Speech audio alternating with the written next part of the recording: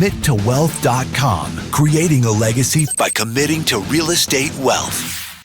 Welcome back, everyone. This is your host, Juan Vargas, and this is the Commit to Wealth podcast. So today on the show, we have Ola Dantis. So Ola is the founder of Dwellynn, a multifamily investment company that focuses on value-add multifamily properties.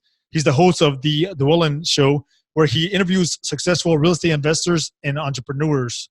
So with that said, with that brief background and overview said, Ola, welcome to the show. Thank you so much, Juan. So lovely to be with you today. I really appreciate it. Yes, thank you so much for taking the time and making this happen. I really do appreciate you as well. So Ola, tell us a little bit about your background. Tell us where you were calling us from. I always like to ask my guests, just so we can imagine and picture, because most of my listeners they're going to be driving. They want to know where you're based at. So just tell us a little bit about that. Awesome. So yeah, my name is Ola Dantis. As you briefly introduced me, I'm actually calling from Baltimore, Maryland. Whoop whoop. I love Baltimore. I love the city. It's a great city. There's a lot of misperceptions about Baltimore, but it's a great city. But actually, I was born very far away from Baltimore. I was born in Nigeria, and then I lived in the UK for a bit, and now I've been in America for about 5 years. It's been a great journey. I totally believe unequivocally that the American dream is, well alive, and regardless of the political climate that you might think, regardless of anything, the American dream is well alive. I would say I'm living it, whatever that means for different people. For me, I feel like I am. It's the land of the free, and I love it. I love being here. So that's kind of a quick summary in terms of my personal self. In terms of real estate, though, I have a little story that I always love to tell. Obviously, we go to the United States. My wife and I, we had an apartment. We were living in that apartment. We were paying rent, month in, month out. We had jobs, and we basically live in that, in quote unquote America dream, right? But something was kind of missing, right? And kind of out of the blue, a friend of mine called me and said, "Hey, Ola, can you, meet me in Dubai?" I was like, "Wait, sorry, where?" And it was Dubai. "Can you meet me in Dubai?" I was like, "Oh, what's going on there? What's happening in Dubai?" And he's like, "Well, I'm, meeting some investors. My real estate business in the UK is picking up, and I'm speaking with some investors. Can you, jump on the plane and meet me there?" I was like, "Okay." So I did what a smart man or a smart husband does. I prayed about it, obviously, and then I spoke to my wife. And she's like, "Okay, interesting. Can you not just do something called FaceTime, Skype, Zoom, whatever? Like, why do you have to go on the plane or, all the way across the world to meet your partner, your friend?" So I was like, well, now partner anyway in business. But I was like, well, what if I go on this trip and I actually learn something that could be beneficial to this family, and I bring that thing back and it's really good for us? You just never know, right? You don't know what you don't know. Eventually, I was on the plane, going to the UAE, going to Dubai, and literally spent about 2-3 days in a hotel room, masterminding, basically dissecting my friend's real estate business in UK and helping him in terms of strategy and execution and just, really tactics of to get his business to the next level. So obviously during my time there, I was like, oh my goodness, I could do something similar in the US, right? So long story short, I got back to the US, started listening to podcasts, got every book I could get. Obviously, the quintessential classic is Rich Dad Poor Dad. You've obviously interviewed Robert on your show. He's a great guy. So obviously read that book. Obviously had a big mindset shift, in my life. And shortly thereafter, I think 2-3 months after my trip back, we basically got our duplex under contract, our first duplex. So we made that transition from the comfy, perceived, I guess, generic life of just paying rent month in, month out, to being aware that somebody can be actually paying your mortgage down and you could be living for, close to free. And for us, that was just an epiphany, right? Because the first time I got the rent check for my tenants, I was like, oh my goodness, somebody's actually paying me money to live in our apartment, right? And a few months after that, we had another epiphany, which was, I told my wife, I was like, I kept looking at my account and I actually have money in my account and it keeps growing and growing and growing. And she was like, me too. I actually have money in my account. It doesn't come in from work, from your pay, and goes right out. It was actually staying in there. My money wasn't running away. I wasn't trying to catch up with my money every month. It was actually staying in my account. So we started thinking, oh my goodness, we could do more of this. This is just one house. Imagine if we had 2, 3, 4, 10 of these things, we wouldn't have to work. We could just actually do what we want to do with our lives, helping others, give back, traveling, So when we had that epiphany, we're like, oh my goodness, we want to do this on a larger scale. And that's kind of what started my journey, not just in real estate, but in multifamily syndication. So that's kind of like the short, squeezed down version of my story. Yes. And so I like to go back to that one conversation that you had with your friend in Dubai. What exactly was said there? Was it more of a mindset shift, or was it actual tactical, business advice that he gave you? What it was. Can you share some of the comments and conversations and how it went? Yeah, absolutely. And the reason I bring up that story isn't just to say that story, right? Is in life, you might just be going through life kind of, one of my favorite quotes is, stop going with the flow and start paddling towards your goals, right? I'm going to say that again. Stop going with the flow and start paddling towards your goals. Because we just go through life. We go to our job, we come home, we sleep, we go to our job, we come home, we kiss our wife, we eat, we go to sleep, it's like a cycle. We never take a step back and say, hey, is this what I really want to do with this one life I've been granted? Do I just want to be on this wheel and just going and going? Or do I really want to step back and say, hey, if I had a magic wand, what do I want out of my life? And for me, I was kind of having that feeling of, yes, I was getting well paid. I was working for, a Fortune 10 company, and I was doing really well in my career. But is there something else for me? And when my friend called me, I had two options. I could have said, no, I don't want to go to Dubai. What do you mean? And, well, you're not even going to pay for my ticket? No, thank you, bye, no. Or, this is unconventional. Let me go check this out. And the reason I told that story is for those listening to my voice, and you're saying to yourself, I don't really know what I want to do in my life. Pay attention to opportunities. Opportunities don't come, with a golden box and a ribbon. It could be a call and somebody's saying, hey, can you help me with this, with my website? Can you help me with this? You just don't know, but make sure you're paying attention and you're being open to opportunities, because they come in different ways. Back to your question, what did we talk about? For me specifically, it was actually a mindset shift, and just knowing that I had the skills to help him to make his business better. So I could actually do this business and make it better for myself, which is exactly what I did when I got back. So when I spent time with him, masterminding, and for those who don't know what that means, is essentially just you throwing ideas about a particular business or idea or strategy, and basically leveraging both brains. Two heads are better than one, right? And try to solve a problem and create, unique solutions to those problems, right? For him, there were a few, and we basically solved them, during that trip.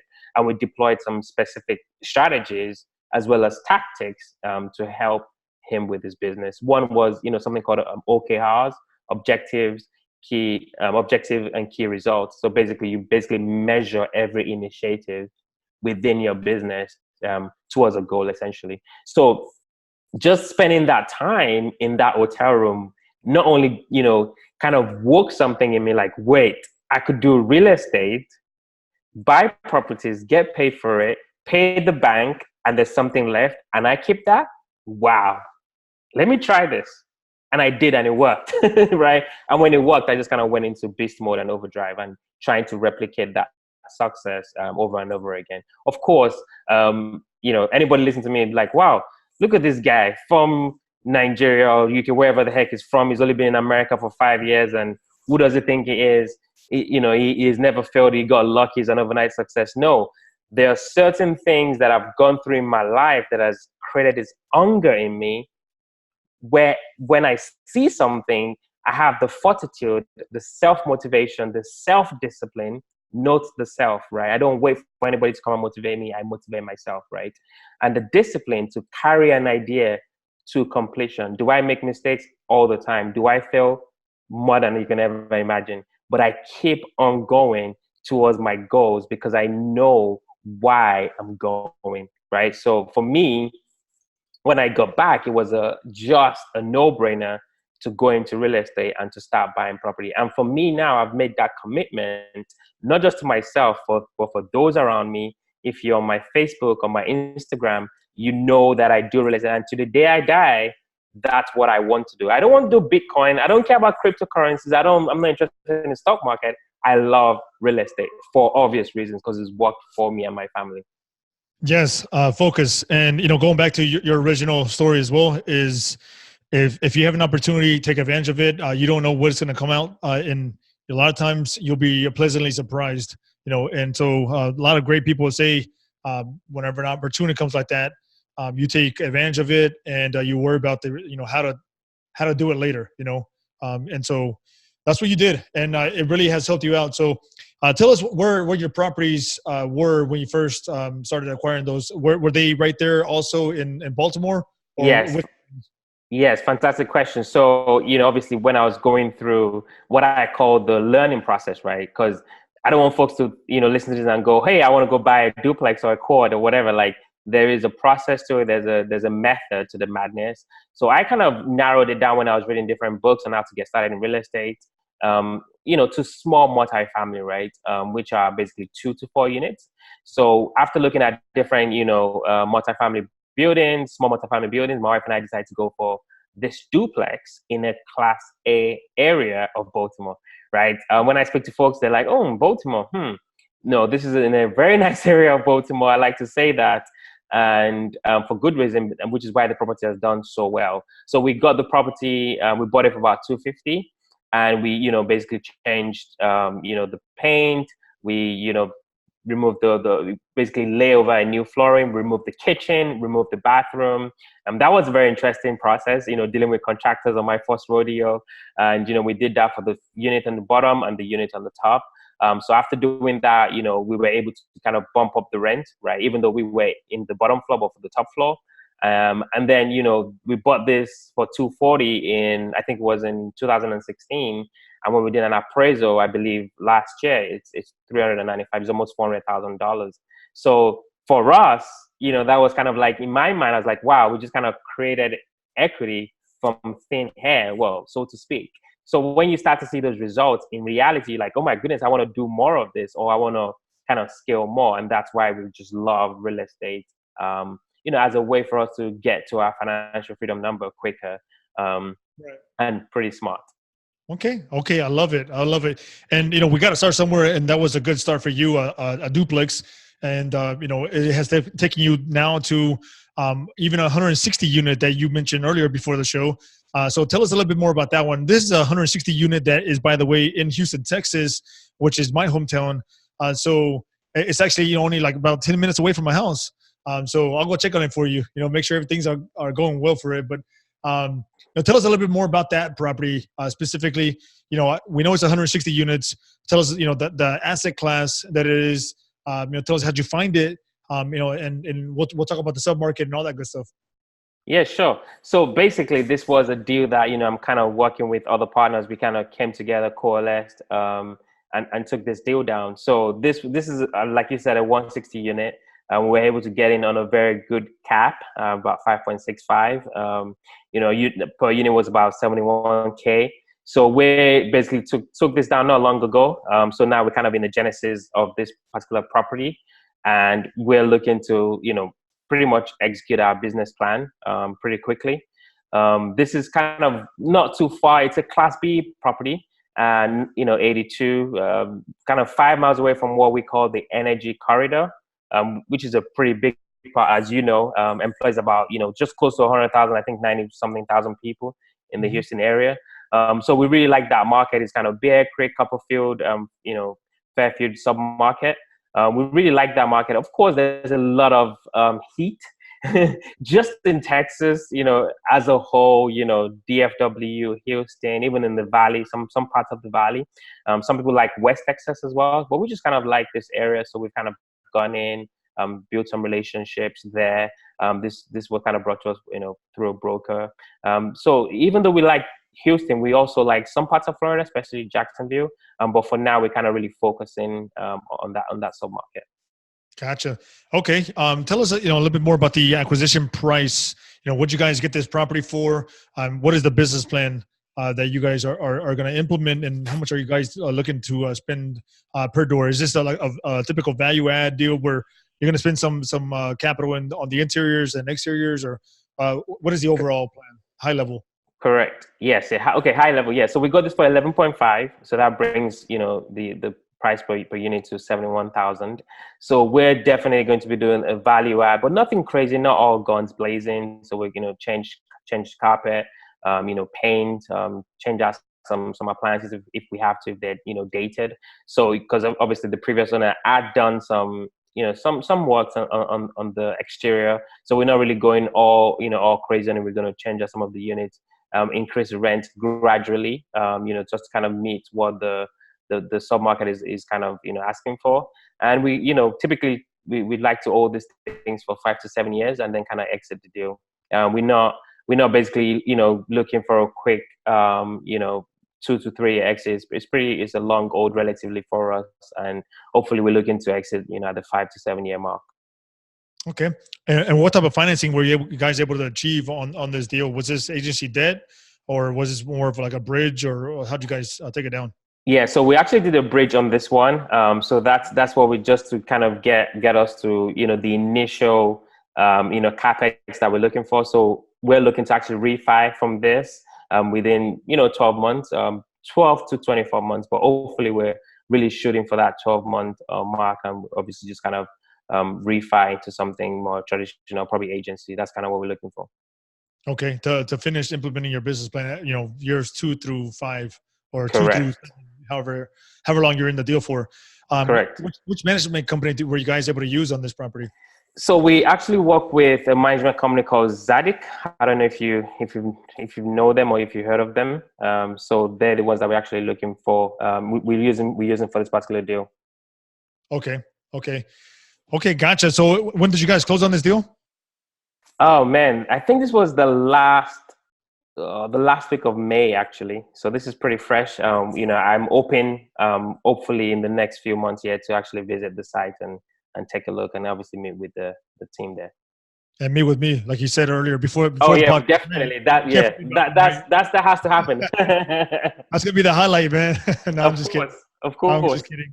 So okay, gotcha, man. I like to hear about different projects that people are working on. So, are there any lessons that you learned that you found it to be a little challenging, or throughout the whole process? Anything that you can share with us for the specific property? Yeah, I think, typically for any project, even for this, is making sure that we can be really good herdsmen, that we can kind of carry everybody along, especially the investors, to make sure that, folks are, doing what they're supposed to do at the different, timelines, so we can all achieve, our milestones in terms of, the project close date. So for me personally, was making sure that I was reaching out and, constantly in communications with our investor base to make sure that their questions were answered, and whatever materials or additional materials they were requesting was getting to them in a really timely, manner. But also, I'm obviously touch basing with them, chasing up, making sure that we're rallying around, getting everybody towards the finish line. I mean, it sounds pretty simplistic as I'm saying it, but this could be, somewhat challenging, issue, as you might know as well, having, a pretty large base of investors. Yeah, I love that. So, one other question that I want to ask you, because I know you're pretty big on this, and is more along the lines of having a certain mindset, right? So, as somebody that is taking down these deals, it's not easy. It doesn't come, necessarily every day, and it's not something that comes, naturally. I would say to a lot of people, right? So, what is it that you have to do to kind of shift that mindset to be able to say, hey, I'm good enough for a property this size. I can take it down. Having the right team. What do you have to go through to be able to have a straight focus? I mean, that is such a fantastic question. So there is enormous research on success, right? And I'll just give it out for free, right? I'll just give it out for free. I'm feeling pretty good today. I'm feeling pretty generous, right? Joking. There are two things, however, right? Two things that determine someone's success. It's pretty easy. It's self-confidence and discipline. So in this world, there are successful people and not so successful people.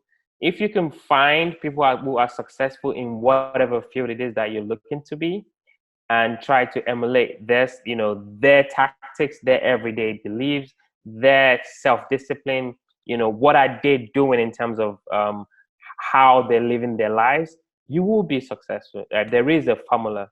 Now, you can have the formula. Knowing the formula isn't enough. Executing with consistency is the key. And that's the hardest part, right? That is the hardest part. From the smallest thing as, I want to make sure I have a fruit today, right? To taking down a $11.5 million is the same thing.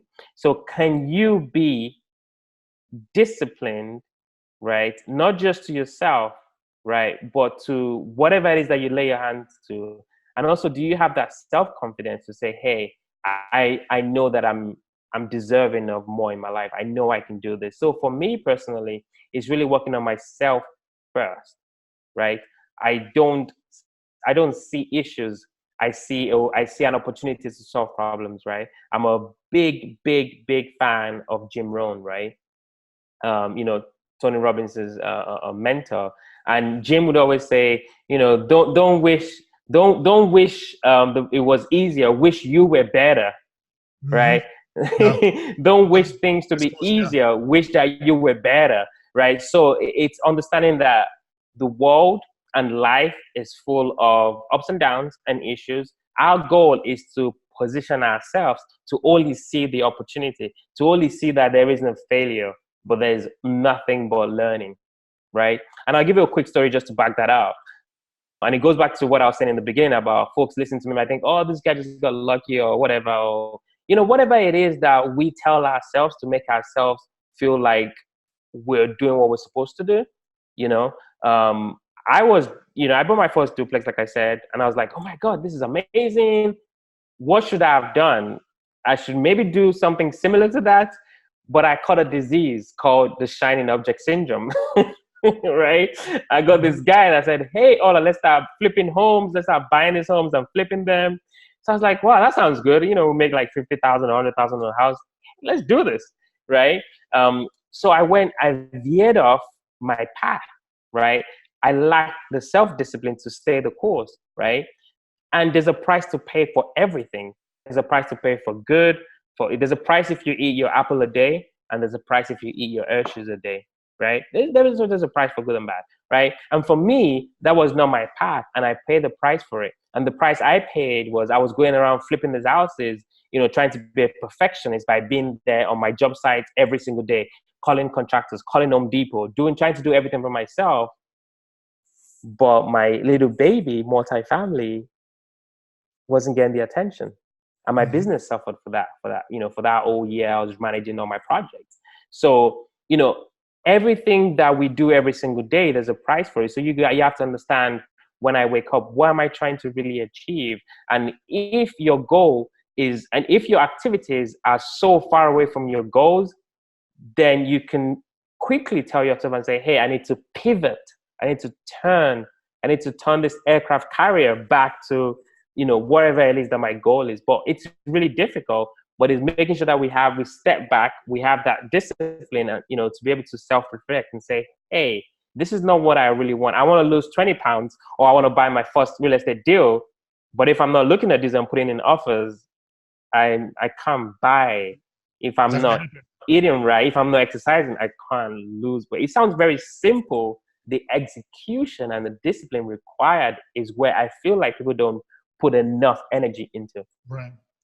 Yeah, no, that's great. I mean, it's a lot about discipline. It's about investing in yourself, and it's about execution. It's about action. That's what it comes down at the very end, because you can be, have a lot of knowledge. You can have, could be disciplined, a lot of different ways. But ultimately, what separates people is the action part. And that's what I have found out to be true. If you don't take action, then you cannot proceed, or start to succeed if you have not yet. So Ola, it is time for our Nuggets of Wealth. These are questions that I ask every guest every week, and so let's go ahead and get those started. So Question number one, what is a good tool, source, or platform that you use almost daily that can also help others? Oh man, that is such a good question. Let me think about this. That's such a good question.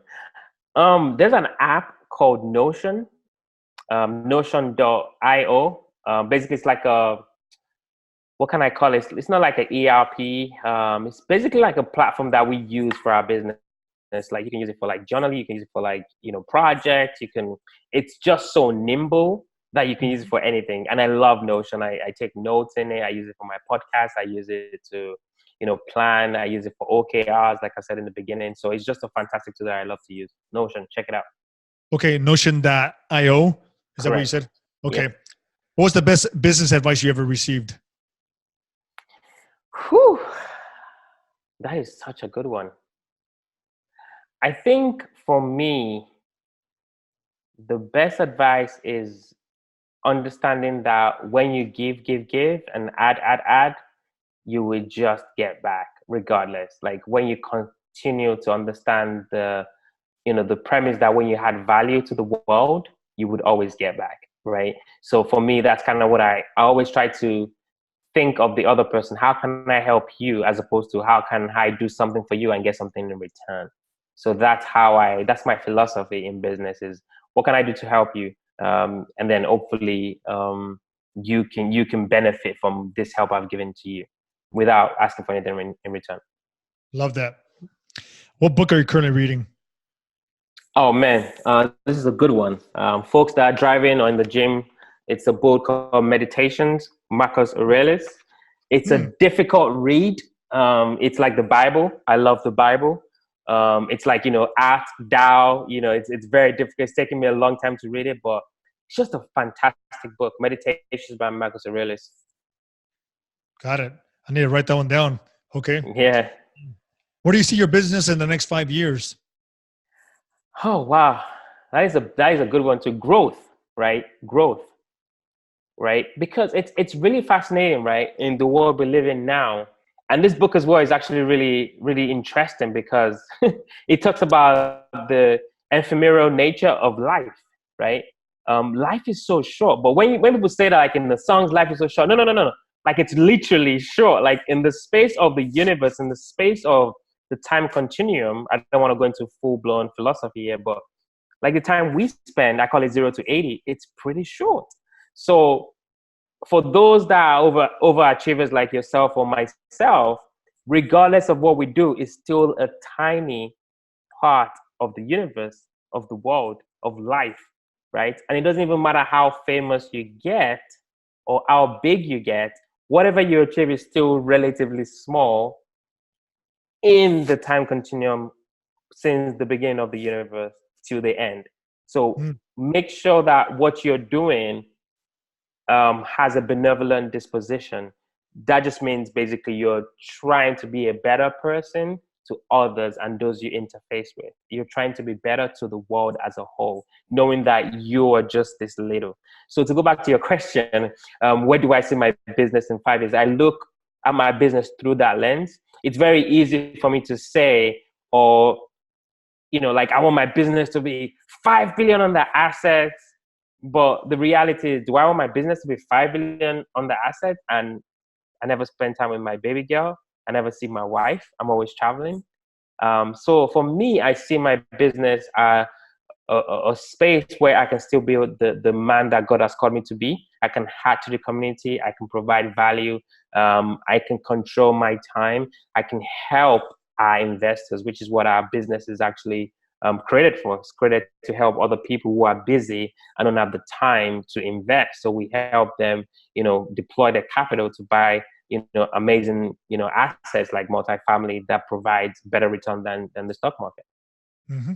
Got it. I love the answer. At the end of your life, how do you want to be remembered? Wow.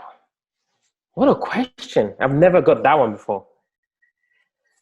I think altruism, right? Altruism. I spent about 17 days in Bali, Indonesia, and Manila, Philippines. My wife is actually Filipino. She was born in the Philippines, and we went to some different parts of the city. And there's a particular part that we went to that we actually, tried to distribute food, and we're working on going back there in 2020 and doing that. And, actually when I went back home to Nigeria, I actually did some non-profit work on pro bono, didn't get paid for it. And you start to understand that it's, especially in our generation right now, we're so used to, being flashy and Ferrari on Instagram and all that. But what about those that truly need that help, that can help themselves? So I want to be remembered as somebody that had, the ruling principle of, it's not just about me. It's about those that can help themselves, and how can you help them and help other people, and wherever you are in the world. Yeah, that's a great answer. It really is. It's about helping everybody else. We always tend to help ourselves first, and that's just something that I guess, without making it sound cruel or harsh or selfish, is something that we tend to do. All of us, I shouldn't say all of us. Most of us, we tend to always try to help ourselves first, and then everybody else second. But really, it all comes back to pretty much a lot of the same things that you were mentioning today, where try to help others as much as you can, and then the rest will take care of itself, right? So absolutely. I love it, Ola. So where can Commit to Wealth Nation go to contact you and find out more about you and what you're doing? Investwithola.com. So that's investwithola.com. Easy enough. Yeah. Okay. Yeah, Ola. So I appreciate your time. I appreciate from tactical to mindset to everything that you shared with us here today. Hopefully my audience was able to get some value from it, because I know I was. So once again, I appreciate that, and I wish you continued success. Thank you so much, Juan. I really appreciate it. Thank you so much. CommitToWealth.com, creating a legacy by committing to real estate wealth.